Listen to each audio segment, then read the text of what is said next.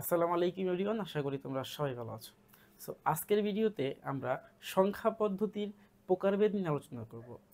আমরা জানি যে সংখ্যা পদ্ধতি 4 প্রকার। সো চলো আমরা প্রথমে লিখে নেই যে সেই 4 প্রকার সংখ্যা পদ্ধতি কি।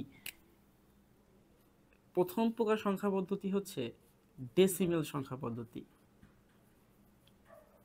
Decimal number system. 2 নাম্বারটা বাইনারি নাম্বার সিস্টেম বা সংখ্যা পদ্ধতি। 3 নম্বর অক্টাল সংখ্যা পদ্ধতি এবং 4 নম্বর হেক্সাডেসিমেল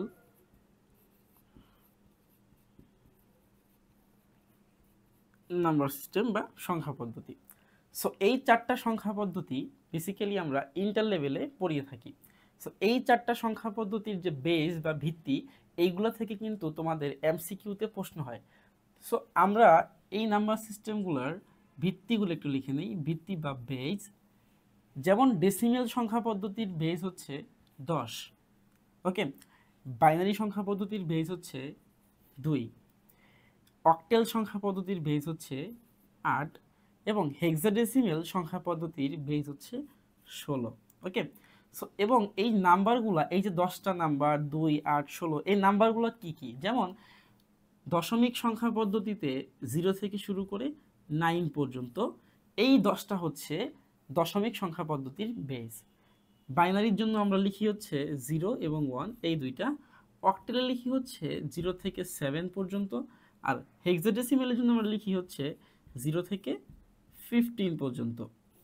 এখন এইখানে একটা মজার ব্যাপার হচ্ছে 0 থেকে 9 পর্যন্ত হেক্সাডেসিমেলের জন্য সেম থাকে, অক্টেলের মতোই থাকে, কিন্তু যখন তুমি এইখানে 10 লিখবা তখন 10-এর পরিবর্তে লিখতে হবে a, যখন তুমি 11 লিখবা এর পরিবর্তে তোমাকে লিখতে হবে বি, যখন তুমি 12 লিখবা এর পরিবর্তে লিখতে হবে কি সি, যখন তুমি এখানে 13 লিখবা এর পরিবর্তে লিখতে হবে ডি, 14 হইলে ই এবং লাস্ট 15 হইলে এফ।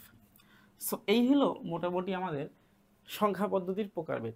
সো এই ক্লাসে তুমি যদি ভালো মতো বোঝো তাহলে তুমি একটা থেকে 2টা এমসিকিউ অবশ্যই কমন পাবে। সো আশা করি ক্লাসটা বুঝতে পারছো।